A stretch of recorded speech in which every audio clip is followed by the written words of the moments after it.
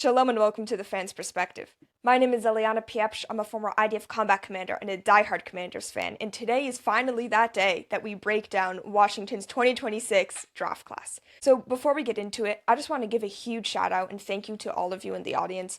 We almost doubled our subscriber count in the last weekend, over draft weekend, so I just want to thank you guys so much, and let's keep it rolling. I'm hoping to only give you guys more content. Let me know what you like, what you don't like. I'm trying to improve here. And guys, capitalism, all right? You as the consumer drive what I will give as the, provider, whatever you want to call it. So let me know what you like. Let me know what you don't like. I'm trying to improve. Pretty new to this. I'm about a month in the game. So let me know. But let's just start right off. Washington had 6 picks in this draft. Washington surprisingly didn't trade out either. I wasn't expecting up, but Washington did not trade down at all. The 6 picks that we got heading into this draft were the 6 picks that were made. We had a first, a third, a fifth, 2 sixths, and a seventh. And from all accounts from national media, Washington got a lot of value from those picks, and I'll let you know what I think. So first round, Washington gets Sonny Styles with the 7th overall pick. Now, one interesting thing is that the Chiefs traded ahead of Washington to select Mansour Delane. I'm curious if Washington was actually going to take Mansour Delane if he was at that spot. A lot of draft analysts had been talking about how Sonny Styles was the dream pick for Dan Quinn, and honestly Adam Peters, who loves RAS, and let's just say Sonny Styles is the peak RAS king. So I would be curious to know whether or not Mansour Delane was higher up on our draft board. It's a higher position of value, a dire position of need, so I'm curious what would have happened, but honestly, at the end of the day, I'm extremely happy with Sonny Styles. He is everything you want in a linebacker. Not only does he have the size at 6'5", and the speed at 4'4", and the athletic ability of jumping 43.5 inches, and broad, I think 11'2", like insane ability, but also he's only a 2-year starter in college for the best defense in college football. So he was only a 2-year starter, which means he can get better. And also, when he was playing, he was pretty darn good. So it's exactly what you want. His father was a former NFL player, so he knows what it takes. And by all accounts, he just seems like an absolute 10 out of 10 off the field. A great man, not only a great player. I have heard others say that different people in the NFL buildings have said that once he's done with the NFL, he'll be a CEO of a company one day. So that's a lot of praise for a 21-year-old. He seems absolutely elated to be with Washington, saying that was his prediction before the draft, and after he visited Washington for his top 30 visit, he loved the building, loved the coaches, loved the staff, and that's exactly what you want. Washington has not had a star on defense, like a bona fide star on defense, since probably the one-year wonder of Chase Young in 2020. This has been a long time coming. Ron Rivera tried and failed of trying to get Washington a star defensive player. Hopefully, this is the star defensive player we need. Now, if you just close your eyes and go back 2 years to when Jane Daniels was drafted, it was just Terry McLaurin. And for the draft of 2024, Terry McLaurin was the only star player on either side of the ball. Then we draft Jaden.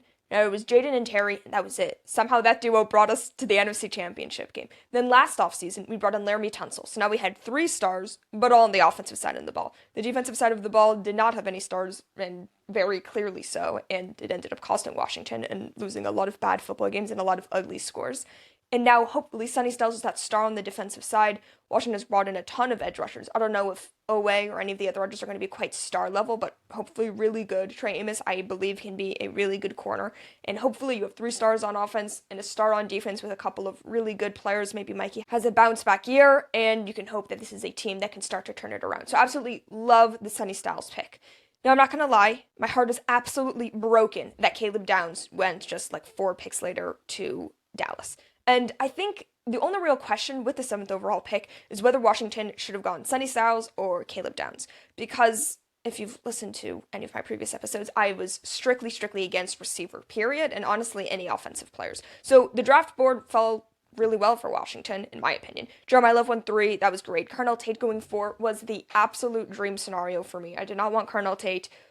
Everyone assumed, or everyone was talking about who had connections with Washington, that Washington was more of a Carnell Tate team over a Jordan Tyson team, so the fact that he went made me pretty confident that Tyson was not going to be on the board for Washington. And then I was thrilled at that point, because we had 3 picks until Washington, and I loved all 3 Ohio State defensive players. Reese, Styles, and Downs. I would have been happy with any of the 3. Reese ends up going to New York. Honestly, the NFC East had a pretty solid draft, especially early on. So I was not super happy with that. And then Kansas City jumps us to get Mansour Delane, and then I knew for a fact it was between those 2, which is basically Styles and Downs, and I was very, very sure it was going to be Styles because of all of the pre-draft coverage of it and how he's supposed to be Dan Quinn's basically favorite player and perfect prototype player, and that's exactly what happened. Now, if Caleb Downs had gone to New Orleans at 8, or if Miami wasn't just a bunch of idiots and thinking, let me see, the difference between Caleb Downs and Caden Proctor is worth more than, what do they give, like 2 fifth-round picks? Are you kidding me? That's all it takes? Now, I understand Miami wanted offensive line, but jeez Louise, guys. Guys, Caleb friggin' Downs, you could just change your whole culture, especially on the defensive side. But no, Dallas traded up, got Caleb Downs. So I understand all the fans out there who are heartbroken, and maybe some hindsight is 50-50, and we should have drafted Caleb. But first of all, I would not have been surprised at all if Dallas would have traded up with, say, Cleveland at 9 to make sure that they get Sonny Styles. And if we have Downs and they have Styles, guess what? The other half of the fandom is going to be complaining we should have gotten Styles. How could we let him go to Dallas? And Downs is a good player, but doesn't have the physical ability that Styles has. And that's just would have been the whole conversation. So it was a lose-lose, guys. So I believe Sonny Styles has a higher ceiling. I absolutely, 10 out of 10, love Caleb Downs. And I was in shock. And I'm still in mourning. Here we are. I'm in all black, guys. I'm still in mourning that Caleb Downs is a Dallas Cowboy. But it is what it is. Let's hope he gets a pick 6, returns it to the 1. Dak Prescott, he throws a pick 6, and that way Caleb Downs is successful, but Dallas not so much. I think that is the hope and the dream. So overall, love the pick of Sonny Styles with the 7th pick in the draft. Now moving on, in the 3rd round, because that was Washington's next pick, honestly, this draft board landed so well for Washington. First of all, Jermon McCoy was falling. And I'm not going to be here, I'm not going to be complaining that Washington did not get Jermon McCoy at this spot. Because guess what? Every team passed on McCoy at least 3 times. That's just what it is. He got picked the first pick in the 4th round. His injury concern is legitimate. Will Johnson fell last year, but only, I think, mid-second, and that was it. This is a bigger deal. Teams are way more suspicious of this than Will Johnson or most previous injuries that have happened during the NFL or leading up to the NFL draft. There are some serious red flags. Now, I get that with the 3rd round pick, you're not going to do that. Now, if he had somehow fallen to the 5th round, I'd have absolutely loved that. It doesn't matter if he's not going to be a long-term player because of his knee injury, that he can only play 3 years, 4 years, and then his career will kind of go down a cliff because knee injuries is obviously extremely important for cornerback. Once cornerbacks lose their physical ability, they are basically unplayable. But for a team like Washington who needed cornerback help, I would have loved to see him in the 5th round. Vegas, I think, makes a very smart move, drafts him in the 4th, and who knows, maybe his injury concerns are overblown, and they get an absolute star and one of the steals of the draft that you can think of in recent memory. So Washington ends up with a 3rd round pick, 71st overall, and we select Antonio Williams, wide receiver out of Clemson. He was extremely productive 2 years ago, as was with all of the Clemson players, less productive this year. Cade Klubnik had a underwhelming season this year. He still got selected early by the Jets, but Jets will jet. And yeah, he is our receiver. He's a little bit smaller. He's like, I think 5'11", 187, something like that. So not necessarily a big receiver. Now, that doesn't bother me as much. What bothers me more personally is that I had receivers who I had rated higher that I would have liked. So Chris Bell, Skylar Bell, Ted Hurst, to name a few. All those 3 I would have loved to have, especially ahead of Antonio Williams. Now, Chris Bell probably would have been my dream pick at this spot because I think he has the ceiling to become a number 1 receiver. I thought it was important that Washington draft a receiver who maybe has the ceiling to maybe become a number 1 in case this is Terry's last year with Washington. Now, I love Terry. He's there on my calendar. I don't know if you can see that. But he is there. Love me some Terry, some Scarens Terrence. But we have to be smart and prepare for the future. So Chris Bell was my dream pick. Ted Hurst, I think, is going to be a great receiver. Tampa Bay got him because they just have an abundance of receivers. They're the Emeka Buka, Chris Godwin, McMillan, and now Ted Hurst. So they're 4 deep with legit receivers. So good for them. But I would have loved Ted Hurst at this spot. So I was disappointed because there were receivers who I liked more than Antonio Williams. But don't get me wrong, he wasn't one of my players who I was scared of, and I did not want us to draft. Like Chris Brazel, Zach Branch, I did not like. Zachariah Branch just went a few picks later, right? He went 8 picks later. Chris Brazel as well. Caleb Douglas, I thought, was an egregious overreach by Miami, but we'll break down each team's draft, I think, a little bit later this week.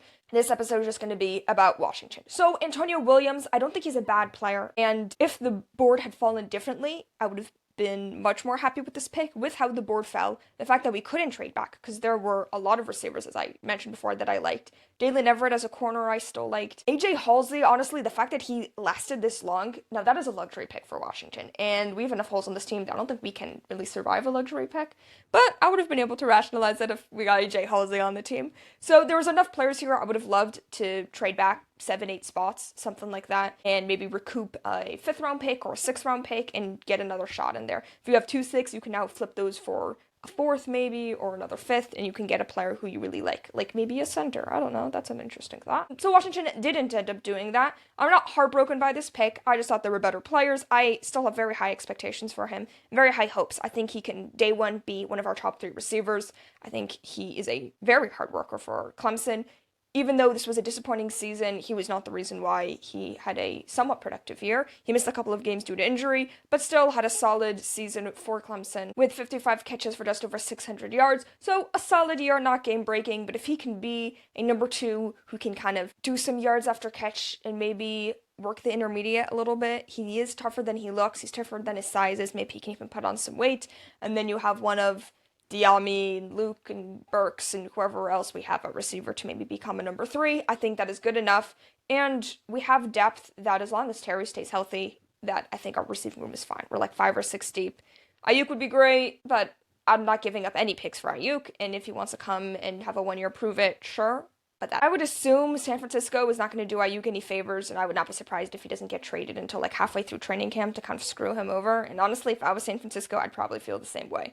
So if we get Ayuk, fine, but that's a bonus. Now, my other feelings about this is, I don't know if I would rather Antonio Williams versus, say we got Jawan Jennings in free agency, and we would have gotten whether an AJ Halsey or Connor Lew or Dalen Everett. Now, I know Keontae Scott is a higher rated player, and he was only picked, I think, in the 4th round, which was crazy how far he fell. But Washington just we can't take another one of those players. It's the same thing with D'Angelo Ponce. These are small, feisty corners, and we have that in Mikey, and honestly, we have that in Amik Robertson, and we cannot get a 3rd. So it doesn't matter how far Keontae Scott would have fallen, unless it's like the 6th round. I could not have rationalized that. So I would have rathered a center or Dalen Everett or someone like that to get in 3rd and couple that with Jawan Jennings than it is Antonio Williams, and there just are no cornerbacks on the free agent market. So I think that's a big hole for Washington, but I'll address that a little bit later. So that was our 3rd round pick. I'm not thrilled with it, but I'm not heartbroken either. I'll trust AP, I'll give benefit of the doubt to him, and I'll judge it in a year or 2 once we see him actually produce in the league. Now, with Washington's 5th round pick, this is where I felt like we got some value.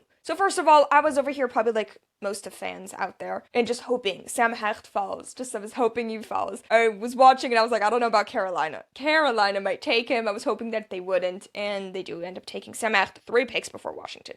Absolutely heartbreaking. But now that I see that Cleveland also took a center 1 pick before us, he probably wasn't even getting to us even if Carolina would have passed over him. But that would have been, in my opinion, like a great pairing and great value to get him in the 5th round, 147th overall. That would have been amazing. Instead, we don't.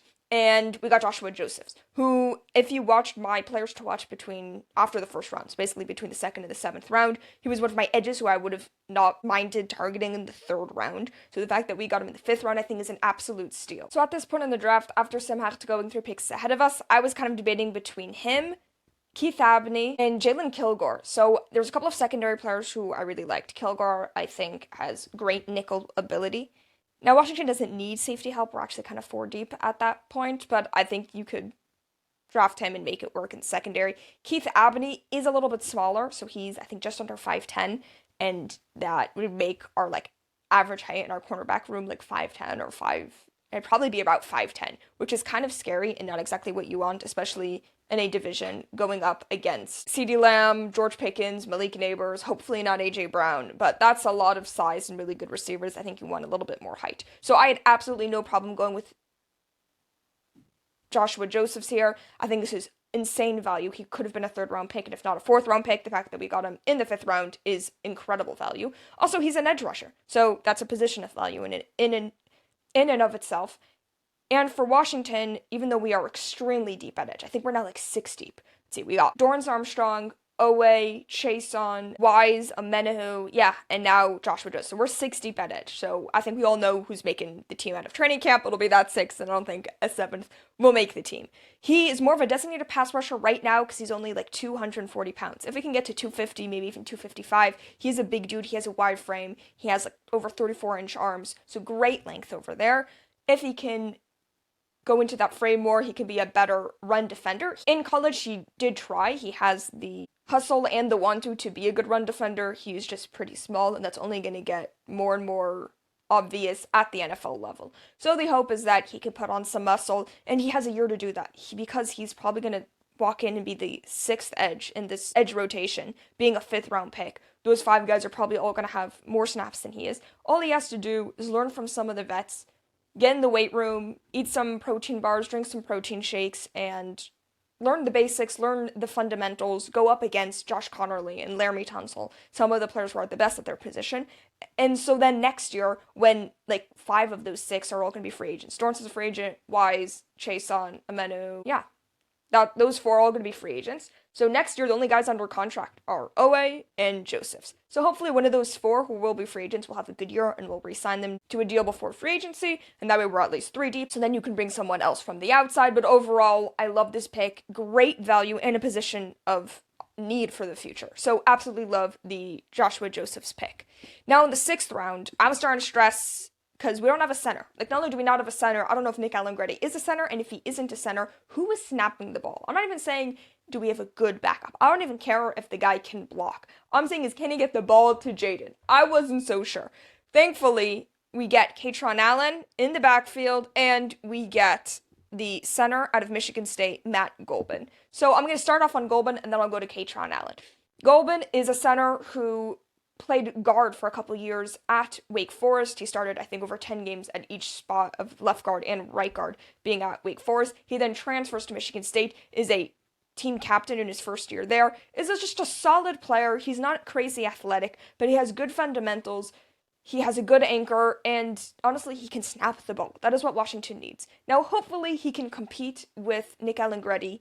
I'm assuming Nick Allegretti is going to win that job, but hopefully he can develop, and if an injury comes, he can hopefully produce well in that position in a pinch, and maybe he can prove that he's a starting caliber center. Maybe he's the Chase Roulier of the future. A girl can dream. So, honestly, a really solid pick, and thank you, San Francisco, for giving us that pick for Brian Robinson. I absolutely loved that trade at the time, and I love it even more, especially with, okay, this wasn't the Niners pick that we got, but another 6th-round pick is Kaytron Allen out of Penn State. He's a running back out of Penn State. They had a 2-headed monster there in Penn State. You had Singleton and Allen. Singleton was more of the flashy, great athlete, explosive ability running back, and Kaytron Allen here was just the bruiser. If you want to compare them to Jahmyr Gibbs and David Montgomery, Kaytron Allen here was the David Montgomery. He was dependable, he does not fumble the ball, he's really good in pass protection, and he will get yards. Doesn't matter if you stack the box, if you don't stack the box, he doesn't care, he's getting yards. So this is basically our Chris Rodriguez replacement, which is exactly what you want in a 6th-round pick. Washington, similar to Edge, only has Bill under contract after this year.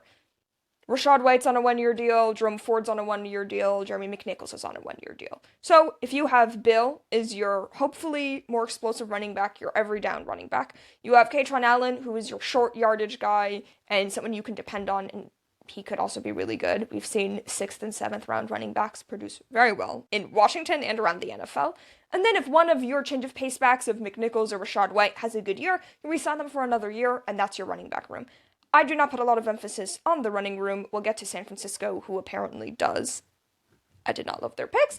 But for Washington, I think this is very smart. This is also good value and exactly what you want. His nickname is also Fat Man, so Fat Rob. Maybe he'll be number 20. Actually, 20 is Quan. But who knows? Fat Rob walked, so Fat Man can run. And I absolutely love this pick. This is exactly what we need. Get a running back late in the round. Good value, just a good player. And this is someone who Penn State depended on. They could have gone for the flashier player, and time again, they went right back to Kaytron Allen, someone they could depend on, who's going to get the yards, isn't going to fumble, isn't going to turn the ball over, and can pass protect. That's very important because Bill couldn't. So now, this kind of helps with breaking our tendencies of if McNichols or Rachaad White's in the backfield, you know it's probably going to be a pass. They would do a good job receiving, or if the opponent blitzes and they need someone to stay in for pass protection, that they are better at that than Bill is. But hopefully Kaytron Allen can come in and maybe alleviate some of those tendencies and can also run the ball when needed and can pass protect. So I think that is a really good, really important pick. Now, with our 7th and final pick, this probably got the most scrutiny. But guys, it's a 7th round pick. Like, I understand Athan, I'm not even trying to pronounce his last name here. He was our 7th round pick, 123rd overall. And guys, I'm with you. I don't get it, okay? And if you wanted a 7th round quarterback who's going to be your backup, you could take Luke Altmaier or Nussmeier, okay? Garrett Nussmeier was available at this spot in the draft. And I'm with you, because we do not need a quarterback who has a high ceiling, who will, I don't know, compete with Jaden. That's not a thing that's going to happen. And I agree, I don't understand. And even if that was a vision for Washington, that's not what Athan is. He's like 6'1". He's not uber athletic, doesn't have a crazy arm. I don't really understand. Maybe they just loved him as a person and thought he's going to be great for the quarterback room. Now, is that something that I love? Like, should we invest a 7th round pick for someone who's going to be great in the quarterback room? I don't know. But what I do know is he's probably going to be an upgrade over Sam Hartman. I'm sorry, Sam, but he's been here for 2 years and has shown us, like, negative things. Only negative things. I haven't really seen much positive for Sam Hartman, aside from his great social media presence and him being Jaden's biggest fan. But so is the whole Washington fandom. So, So, for Athan, I don't understand the pick, but it's a 7th round pick. Am I going to complain about it? No. Am I going to whine and moan about it? No, it's a 7th round pick. Would I have rathered Nussmeier? Sure. Or would I have rathered, honestly, who I would have rathered was VJ Payne, who was drafted by the Jets. He's a secondary player. He could be a corner. He could be a safety. He could be a nickel. Uber athletic. He was a player who I wanted Washington to target around the 5th round. And Altmaier and Nuss were 2 players who I was fine with us getting in the 6th or 7th round. So a lot of the players who I wanted us to get, I still stand by that. But out of the, I think I went through like 30 players between who Washington should target between the 2nd and the 7th round. We got 2 of them. Joshua Josephs was 1, and Kaytron Allen was a 2nd. So altogether, this was a fine draft. I think it was a good draft even. Now, if I'm going to rank them by what picks I liked most versus least, it'll go in this order. Sonny Styles, number 1. I think this was an absolutely amazing pick. Great value. He's a top probably 3 player in this draft. He has a very, very high ceiling. I'm extremely high on him. I think he can be a leader for this team. I think he can be the Mike. And with Norton Jr. being our linebacking coach, and with Dan Quinn and the whole team, I think they'll be able to get the best out of him. His ceiling is Hall of Fame level, and that is not the case for most players who Washington has drafted. We haven't had players who even have a ceiling like that. So the fact that we have Sonny Styles, I think, is a 10 out of 10 home run pick, and I absolutely love it. Now, for my second favorite pick is going to be Joshua Josephs. I think this is amazing value. It's a position that will be of need, and it's a high, high position of value. I think he can be a really good player, and he doesn't have the pressure this year to produce, and he can just learn and put on some weight and become a more well-rounded player for 2027. And for a 5th round pick, that's what you want. Now, I do think he could have been a 3rd round pick, and then maybe the expectations are higher, but he doesn't need that. Now, for my 3rd favorite pick, it is going to be Matt Gulbin, center from Michigan State. This was a huge need for Washington. All the centers started going, I started stressing, and he was basically the last player who maybe has a ceiling of being able to be a starter. He is a consistent player, team captain, started over 30 games the last 3 years. I can do math. And he's overall a good player who can maybe compete with Nick Allegretti and who can snap the ball, which is like a big deal for Washington because we only had 1 player who maybe kind of could have done that. So now that we have 2 players who probably can do that, that's a big step in the right direction, all right? So go AP. Now for my 4th favorite pick, this was honestly a close one, that's Kaytron Allen. I think this is exactly what Washington needs. A bruiser, someone who's dependable, someone who it seems like everyone loves, and he fits a role that Washington needed, right? Bill is going to be your every down back, or you're hoping that he can reach that. Also, I think something that people don't realize is that Bill didn't play football in 2024. So he goes from, like, the rookie wall anyway is a big deal, right? Because in college you play like 12 games, and you go to the NFL and you play 17, and that's like a big jump. But he went from playing 1 game in 2024, and then there was that whole craziness about was he eligible for college football, whatever. It's the whole crazy situation. So he played 1 game in 2024, and then nothing. And then he went to being a starting running back for the Commanders. He then hit a wall mid-season, like post-week 5. He just hit a wall and didn't really do anything, and then he came on hot a little bit towards the end of the season. So I think now he has a year of football under his belt, and now goes through a whole off season, and all of that. I actually think it's really going to help him, and I think people are underestimating what effect that probably had on him. So now that we have Bill, who's going to be our hopefully our bell count, our every down back, especially, I don't know if every down back, but majority down back, and hopefully he can hold on to the ball better. We have Rachaad White, who is good on pass pro and a really, really good receiving back, and we have Kaytron Allen, who's a really good short yardage back and really good in pass pro. I absolutely love that. Jeremy McNichols can help out Rachaad White when needed and is a really good special teams back, and I really love our running back room. I have no problem going cheap. We were cheap last year, and we were a top 5 rushing team in the NFL, and I don't know if the same is going to happen this year, because that's hard to predict if we're going to be exactly top 5, but I think we'll be a very good rushing team in the NFL again this year, and I think our running back room has only improved from last year. Now, I'm going to have Antonio Williams is my second to least favorite. Again, I'm not heartbroken. I'm not going to throw a hissy fit, but there were receivers I liked better, and well, first of all, I would have liked for us to trade back because there were so many receivers that I liked better. And I'm just shocked with how this draft went. So many players who I thought was going to go higher ended up going lower. And a lot of players I felt were reached on. So this was kind of all over the place, this draft. But that's what made it exciting. But there was like 4 receivers who I liked more than Antonio Williams who were available at the point that we drafted him. So I would have rathered A, a trade back, B, selecting one of the players I liked more, but this was option C. There are worse things. We didn't get Zachariah Branch. I can live with it. So, my second to least favorite, but this is not an F grade at all. Now, with the 7th round pick, I don't love this. I don't get it. Like, what's his ceiling? Is his ceiling to, like, be a good guy in the quarterback room and get everyone their Starbucks order? Like, is that what we're drafting someone here? Like, if so, that's Josh Harris's money. He's the one who's going to be paying like $3 million for this guy. That's his decision. But I think if you want a guy who's good in the locker room and has solid backup ability, I feel like Altmaier and Nussmeier were 2 better options. I don't get this, and I don't even know why we needed to draft a quarterback in the 7th round. No, I don't hate it, because if, let's say, Nussmeier could have proven that he can be your backup of the future, you then don't need Marcus, and then you save yourself like $8 million a year instead of paying Marcus that. So I wouldn't have minded that. But with a player like Athan, who I'm not even sure was projected to get drafted, I'm not in love, guys. I really am not. But am I really going to lose sleep over a 7th round pick who's the 223rd overall pick? No. We got to take this into perspective. But overall, I'm going to give this draft an A-. We had 6 picks, 4 on day 3, only 2 in the first 2 days of the draft, only 2 in the first 145 picks of this draft. Okay, so there was not a lot of high caliber picks that we had, so there was a less chance of us getting really high caliber impact positions. Now, what I see of this class right now as of today is Sonny Styles can be the star of this defense.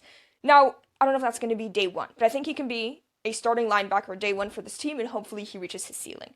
Antonio Williams, I think, will be a starting receiver for this team day 1, and hopefully his ceiling is beyond even what I see. So I'm 100% rooting for Antonio Williams. So I think we have a starting linebacker and a starting receiver with our first 2 picks. Now, with Joshua Joseph, I don't know if he's going to be a starting player in his rookie year. In his second year, if he can progress, maybe he's a borderline starter or a number 3 rotational edge. I think in his rookie year, he's probably going to be a designated pass rush. They're going to give him opportunities to succeed, opportunities to learn. And for a 5th round pick, that's pretty good. And we have the luxury of getting a prospect of his caliber in the 5th round and letting him kind of sit back and develop. So I think that's a great pick. Kaytron Allen, I think, can day 1 step in and be our number 2 or number 3 running back. I think he's going to have a role in the running back room, and I think he's going to be a great player. So absolutely love the Kaytron Allen pick. Matt Gulbin, I think he can maybe compete for center, and I think he can day 1 be our backup center, and that's what you want for a 6th round pick. You're not drafting these guys to be starters, so a 6th round pick being a backup center who maybe potentially could become the heir apparent at center, I think is a win. And now, Athan, I'm not saying his last name, sorry, dude. I'm assuming he's going to be our number 3 quarterback this year. I'm assuming Sam Hartman is out. It'll be Jaden, it'll be Marcus, and it'll be Athan.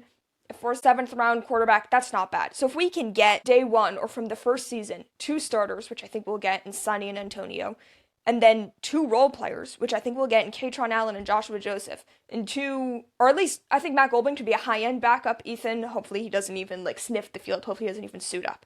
So I think that's pretty good for 6 picks, especially only 2 in the top 140. I'd give this an A- draft. I think most of these picks are good. I think the Antonio Williams and the Athan picks do drag this down from an A or an A+. This is still a very good, I'm giving this an A-, and I'm very happy with this draft. Now, I have seen around Redskins Twitter, people have been angry at some picks, some people have been happy, so I would love to know what you think. This is my personal opinion, and I'd love to know anyone else's opinion on what you liked, what you didn't like, if there were players that you thought Washington should take that we passed up on. Now, the big deal of this draft is that Washington did not touch at all secondary, and more importantly, corner. Washington at safety is pretty solid. We're 4 deep. We got Nick Cross, we got Quan, we got Will Harris, and we got Revo. So those are 4 really solid safeties. Now at corner, I don't even know if we got 2 solid corners, right? We got Trey Amos.